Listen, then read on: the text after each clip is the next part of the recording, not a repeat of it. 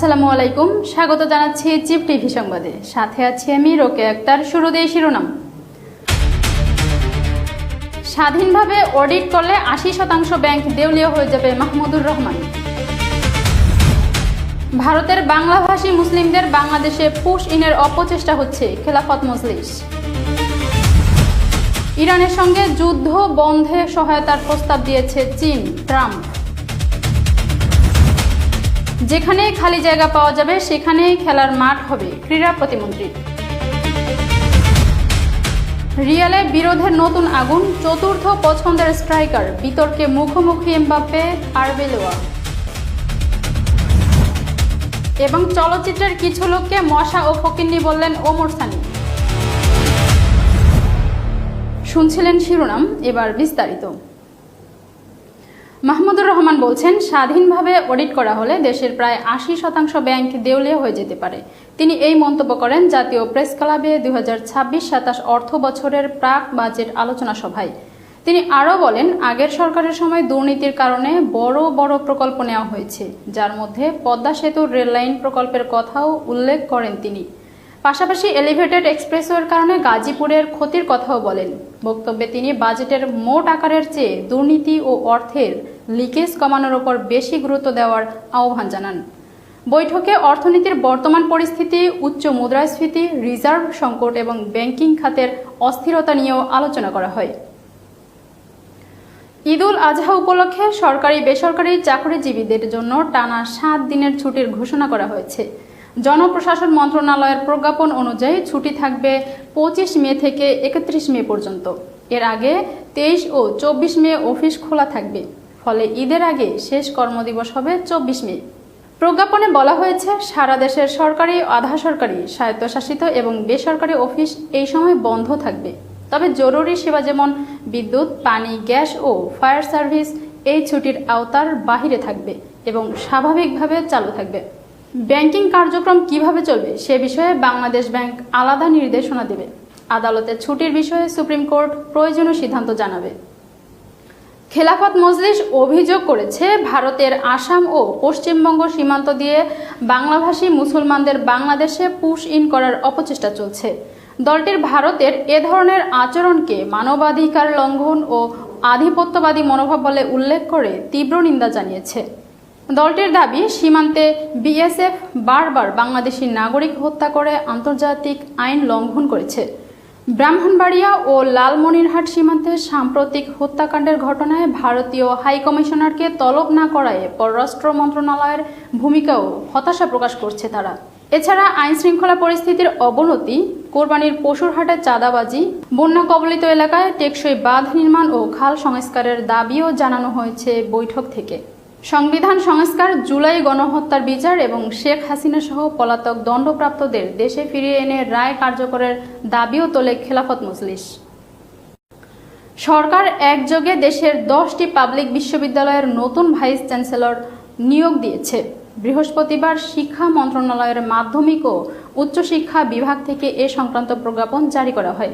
রাষ্ট্রপতি ও চ্যান্সেলরের অনুমোদন ক্রমে এই নিয়োগ দেওয়া হয়েছে। নতুন ভিসি পাওয়া বিশ্ববিদ্যালয়গুলো হলো বরিশাল বিশ্ববিদ্যালয়, কুমিল্লা বিশ্ববিদ্যালয়, ইসলামী বিশ্ববিদ্যালয়, জাতীয় কবি কাজী নজরুল ইসলাম বিশ্ববিদ্যালয়, বুয়েট, ডুয়েট, জামালপুর বিজ্ঞান ও প্রযুক্তি বিশ্ববিদ্যালয়, মাওলানা ভাসানী বিজ্ঞান ও প্রযুক্তি বিশ্ববিদ্যালয়, নোয়াখালী বিজ্ঞান ও প্রযুক্তি বিশ্ববিদ্যালয়, পাবনা বিজ্ঞান ও প্রযুক্তি বিশ্ববিদ্যালয় এবং রাঙামাটি বিজ্ঞান ও প্রযুক্তি বিশ্ববিদ্যালয়। প্রজ্ঞাপনে বিভিন্ন বিশ্ববিদ্যালয়ের জন্য আলাদা আলাদা অধ্যাপককে ভিসি হিসেবে নিয়োগ দেওয়া হয়েছে। এর মধ্যে ঢাকা, জাহাঙ্গীরনগর, শাহজালাল বিজ্ঞান ও প্রযুক্তি এবং অন্যান্য বিশ্ববিদ্যালয়ের সিনিয়র অধ্যাপকরা রয়েছেন। এদিকে বেগম রোকেয়া বিশ্ববিদ্যালয়ের ভিসি নিয়োগ দিয়ে প্রজ্ঞাপন জারি করা হলেও পরে 1 ঘন্টার মধ্যে তা বাতিল করা হয়। ভারত সব ধরনের চিনি রপ্তানিতে নিষেধাজ্ঞা জারি করেছে, যা আগামী 30 সেপ্টেম্বর পর্যন্ত কার্যকর থাকবে। সরকারি আদেশ অনুযায়ী অপরিশোধিত, সাদা ও পরিশোধিত সব ধরনের চিনি রপ্তানি বন্ধ থাকবে। তবে গেজেট প্রকাশের আগে যেসব চালান লোডিং শুরু হয়েছে সেগুলোকে ব্যতিক্রম হিসেবে রপ্তানির অনুমতি দেওয়া হবে। এটি ভারতের নীতিতে বড় পরিবর্তন। যেখানে আগে সীমিত পরিমাণে চিনি রপ্তানির অনুমতি ছিল, এখন তা পুরোপুরি সীমাবদ্ধ থেকে নিষিদ্ধ পর্যায়ে নেওয়া হয়েছে। বিশেষজ্ঞদের মতে ভারতের অভ্যন্তরীণ উৎপাদন চাহিদার তুলনায় কমে যেতে পারে এমন আশঙ্কা থেকেই এই সিদ্ধান্ত নেওয়া হয়েছে। এর ফলে বাংলাদেশ সহ ভারতের ওপর নির্ভরশীল দেশগুলোতে সরবরাহ ও দাম নিয়ে চাপ তৈরি হতে পারে, বিশেষ করে ঈদের সময় চাহিদা বাড়লে। চীনের প্রেসিডেন্ট শি জিনপিং ইরানের সঙ্গে যুদ্ধ বন্ধের মধ্যস্থতার প্রস্তাব দিয়েছেন বলে জানিয়েছেন যুক্তরাষ্ট্রের প্রেসিডেন্ট ডোনাল্ড ট্রাম্প। বেইজিংয়ে বৈঠকের পর ট্রাম্প বলেন, শি যুদ্ধ থামাতে সহায়তা করতে আগ্রহ প্রকাশ করেছেন।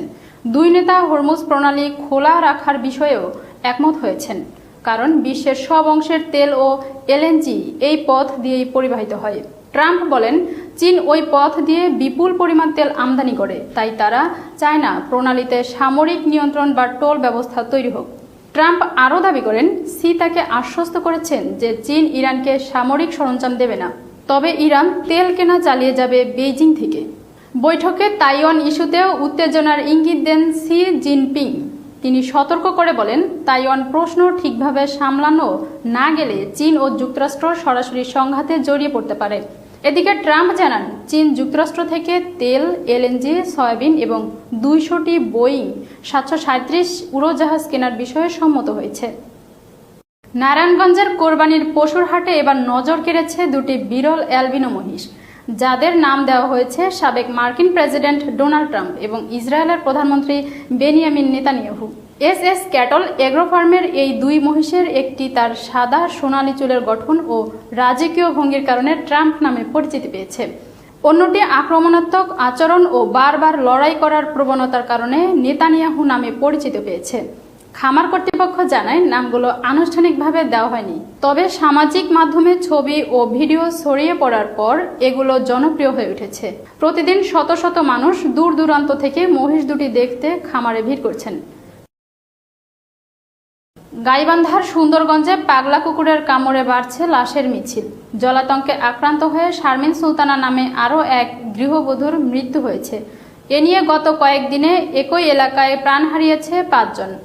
একদিকে কুকুরের আতঙ্ক, অন্যদিকে সরকারি হাসপাতালে ভ্যাকসিন না পাওয়ার অভিযোগ, সব মিলে চরম উদ্বেগ আর উৎকণ্ঠায় দিন কাটছে স্থানীয়দের। বিস্তারিত দেখুন গাইবান্ধা প্রতিনিধি জাহিদুল ইসলামের প্রতিবেদনে। গত 22 এপ্রিল সেই বিভীষিকাময় সকাল। সুন্দরগঞ্জের কঞ্চিবাড়ি ও ছাপরহাটি ইউনিয়নের একটি পাগলা কুকুর আচমকা তাণ্ডব চালায়। মাত্র কয়েক ঘন্টায় নারী শিশু সহ 13 জনকে কামড়ে রক্তাক্ত করে কুকুরটি। সেই ঘটনার রেশ কাটতে না কাটতেই এখন শুরু হয়েছে মৃত্যুর মিছিল। সর্বশেষ বুধবার দুপুরে নিজ বাড়িতে মারা যান শারমিন সুলতানা নামে 52 বছর বয়সী এক গৃহবধূ। গত 6 মে থেকে শুরু হওয়া এই মৃত্যুযাত্রায় 5 জন প্রাণ হারানোর পর এখন মৃত্যুর সঙ্গে লড়ছেন আরও 8 জন, যাদের অবস্থা নিয়ে চরম শঙ্কায় স্বজনরা। অভিযোগ উঠেছে, উপজেলা স্বাস্থ্য কমপ্লেক্সে মেলেনি জলাতঙ্কের প্রয়োজনীয় ভ্যাকসিন। এমনকি জেলা সদর হাসপাতালেও ঘুরে পাননি প্রতিকার। কুকুরে কামড়াইছে, গরিব মানুষ কিচ্ছু নাই। কালকে সারা বাড়ি তোলা আছি, চাউল টাউল চারটে বাঁচি বলে আজকে গাইবান্ধায় নিয়ে গেলে হয়, সেই জায়গার মধ্যে এখন তাই মারা গেল। গ্রাম খুব আতঙ্কিত হয়ে গেছি এখন 4-5টা মরার পর। অনেক আতঙ্ক হয়েছে, আরো 2 জন সেই গ্রেপ্তার কাবু। এই এলাকার মধ্যে একটা কুকুরে 15-20 জনকে কামড় দেয়, তার মধ্যে এ যাবত 5 জন মারা গেল। আমরা চাচ্ছি জেলা প্রশাসক এবং সরকারের কাছে আমি জানাচ্ছি যে এই অসহায় পরিবারগুলো একটু যেন তারা সহযোগিতা করে এবং তাদের উন্নত চিকিৎসার জন্য তারা পায়, এটাই আমি সরকারের কাছে চাচ্ছি। স্বাস্থ্য বিভাগ এবং প্রাণী সম্পদ থেকে এখন পর্যন্ত এখানে কোনো লোক আসে নাই এবং তারা কোনো খোঁজ খবরও নেয়। এই কুকুরের ভয়ে নিয়ে আমরা স্কুলে যাইতে পারতেছি না। আমাদের কাজ কাম ফেলে থিয়ে বাচ্চা কাচ্চা সাথে নিয়ে যাওয়া লাগে এবং সাথে আনা লাগে। কুকুর যাকে পাচ্ছে তাকে কামড়াচ্ছে। 5 জন মারা গেছে, 15 জন আহত আছে। কার্যকরী হচ্ছে না। এটা ভ্যাকসিনের ফালতু ভ্যাকসিন, আমার মনে হয় ডেট ওভার হয়ে গেছে। ডেট এক্সপায়ার ছিল। আমি অনেক জায়গা থেকে শুনলাম আর কি, ডাক্তারের কাছে শুনলাম আর কি, উনি ভ্যাকসিন গুলো কার্যকরী ডেট ফেল আর কি। চড়া দামে বাইরে থেকে ভ্যাকসিন সংগ্রহ করতে করতেই পার হয়ে যায় মহামূল্যবান সময়। চিকিৎসায় এই বিলম্বই মৃত্যুর প্রধান কারণ বলে দাবি করছেন স্বজনরা। উপজেলা প্রশাসন ক্ষতিগ্রস্ত পরিবারগুলোকে সহায়তার আশ্বাস দিলেও জেলা প্রাণী সম্পদ বিভাগ বলছে, কুকুর নিয়ন্ত্রণের মূল দায়িত্ব স্থানীয় জনপ্রতিনিধিদের। চিকিৎসা পায়নি। যদি হসপিটালে তারা কোর্স কমপ্লিট করতো, তারা টিকার কোর্সটা যদি কমপ্লিট করে দিত গাইবান্ধা সিভিল সার্জন অফিসে, তাহলে আমাদের বিশ্বাস এই লোকগুলা ক্ষতি হতো। আপনার কুকুরগুলো এটা শুধু সুন্দরগঞ্জ না, এটা সারা গাইবান্ধা জেলাতে যেন এই কুকুরের ভ্যাকসিনেশনটা করা হয়। এটার জন্য আমি লাইভ স্টক অফিসারকেও আমি এটার ব্যাপারে নির্দেশনা দিয়েছি যে এটা করতে হবে। একের পর এক প্রাণহানি আর ভ্যাকসিনের সংকট সব মিলিয়ে সুন্দরগঞ্জের কঞ্চিবাড়ি এখন আতঙ্কের জনপদ। প্রশাসনের ত্বরিত হস্তক্ষেপ আর সঠিক চিকিৎসার নিশ্চয়তা চান এলাকাবাসী। Desk report, chief TV. সুন্দরবনকে দস্যুমুক্ত করতে বাংলাদেশ কোস্টগার্ডের চিরুনি অভিযানে বড় সাফল্য। অপারেশন ম্যানগ্রোভ শিল্ডের আওতায় বন্দুক যুদ্ধের পর অস্ত্র ও গোলাবারুদ সহ আটক করা হয়েছে কুখ্যাত করিম শরীফ বাহিনীর 3 সক্রিয় সদস্যকে। শুক্রবার সকালে মোংলায় এক সংবাদ সম্মেলনে এ তথ্য নিশ্চিত করেছে কোস্টগার্ড। এ বিষয়ে বিস্তারিত দেখুন খুলনা থেকে জিসান কবিরাজের পাঠানো তথ্য ও চিত্রে।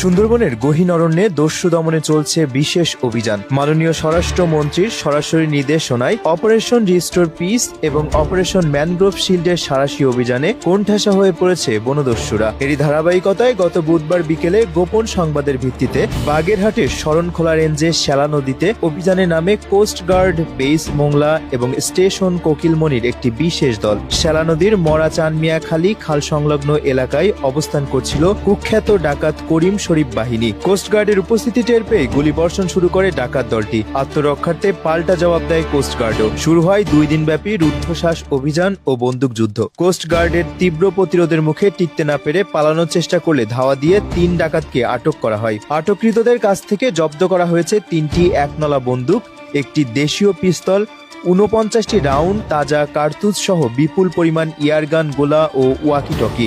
আটককৃতরা হলেন মোড়লগঞ্জের মেহেদি হাসান ও রমজান শরীফ এবং ফরিদপুরের এনায়েত। প্রত্যক্ষ নির্দেশনায় সুন্দরবন অঞ্চলের সক্রিয় সকল বনদস্যু বাহিনী নির্মূলের লক্ষ্যে বাংলাদেশ কোস্টগার্ডের নেতৃত্বে operation restore piece in Sundarban এবং অপারেশন ম্যানগ্রোভ শিল্ড নামে 2টি বিশেষ অভিযান পরিচালিত হচ্ছে। এই অভিযানের ধারাবাহিক সফলতা হিসেবে 5ম বারের মতো অপারেশন ম্যানগ্রোভ শিল্ডের আওতায় অভিযান পরিচালনা করে কুখ্যাত ডাকাত করিম শরীফ বাহিনীর 3 জন সক্রিয় সদস্যকে অস্ত্র ও গোলাবারুদ সহ আটক করা হয়। প্রাথমিক জিজ্ঞাসাবাদে তারা করিম শরীফ বাহিনীর সদস্য হিসেবে মুক্তিপণ ও ডাকাতির কথা স্বীকার করেছে। এর আগে গত 13 মে বন বিভাগের সহায়তায় এই বাহিনীর হাত থেকে 4 জন অপহৃত জেলেকেও উদ্ধার করে কোস্টগার্ড। বর্তমানে জব্দকৃত অস্ত্র ও আটককৃতদের বিরুদ্ধে আইনি ব্যবস্থা প্রক্রিয়াধীন রয়েছে। তবে সুন্দরবনকে পুরোপুরি দস্যুমুক্ত না করা পর্যন্ত এ ধরনের অভিযান অব্যাহত রাখার ঘোষণা দিয়েছে বাংলাদেশ কোস্টগার্ড। যুব ও ক্রীড়া প্রতিমন্ত্রী আমিনুল হক জানিয়েছেন, দেশের প্রতিটি ইউনিয়ন ও উপজেলায় খালি জায়গা পেলেই সেখানে খেলার মাঠ তৈরি করা হবে। ময়মনসিংহের গফরগাঁওয়ে একটি ফুটবল টুর্নামেন্টের ফাইনাল ম্যাচের উদ্বোধন শেষে তিনি এ কথা বলেন। তিনি বলেন, ফুটবল দেশের সবচেয়ে জনপ্রিয় খেলা এবং তরুণদের আগ্রহের জায়গা, তাই সরকার খেলাধুলাকে আরও বিস্তৃত করতে কাজ করছে। তিনি আরও জানান, 64 জেলায় নতুন 20 স্পোর্টস চালু করা হচ্ছে, যেখানে তৃণমূল পর্যায় থেকে প্রতিভাবান খেলোয়াড়দের বাছাই করে তাদের পড়াশোনা ও খেলাধুলার দায়িত্ব নেওয়া হবে। প্রতিমন্ত্রী বলেন, সরকারের নির্দেশনা অনুযায়ী যেখানে খালি জায়গা পাওয়া যাবে সেখানেই খেলার মাঠ তৈরি করে নতুন প্রজন্মকে খেলাধুলায় উৎসাহিত করা হবে। রিয়াল মাদ্রিদে কিলিয়ান এমবাপ্পেকে কেন্দ্র করে তৈরি হয়েছে চরম উত্তেজনা। ওভিয়েদোর বিপক্ষে ম্যাচে বেঞ্চ থেকে মাঠে নামার সময় সান্তিয়াগো বার্নাব্যুর সমর্থকদের একাংশ তাকে দুয়ো দেন, যা ড্রেসিং রুমের অস্থিরতাকে আরও প্রকাশ্যে এনেছে। ম্যাচ শেষে এমবাপ্পে দাবি করেন যে কোচ আলভারো আরবেলোয়া তাকে দলের 4র্থ পছন্দের স্ট্রাইকার হিসেবে গণ্য করেছেন এবং তিনি বর্তমানে মাস্তান্তুয়ানো, ভিনিসিউস ও গঞ্জালো গার্সিয়ার পেছনে রয়েছেন। তবে আরবেলোয়া এই দাবি সরাসরি অস্বীকার করে জানিয়েছেন তার কথা ভুল বোঝা হয়ে থাকতে পারে। চোট সমস্যা, সমর্থকদের ক্ষোভ এবং অভ্যন্তরীণ কোন্দলে রিয়াল বর্তমানে বেশ চাপে রয়েছে এবং শোনা যাচ্ছে এই মৌসুম শেষেই আরবেলোয়ার বিদায় প্রায় নিশ্চিত।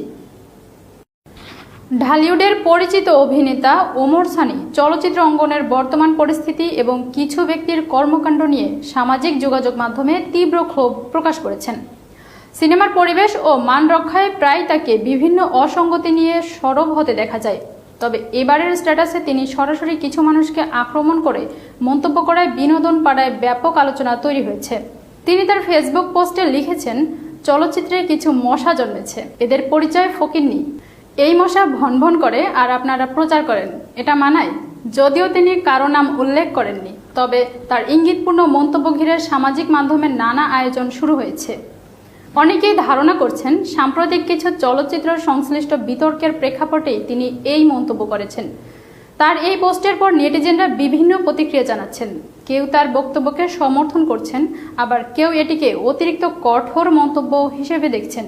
সব মিলিয়ে ওমর সানির এই স্ট্যাটাস বিনোদন অঙ্গনে নতুন করে আলোচনার জন্ম দিয়েছে।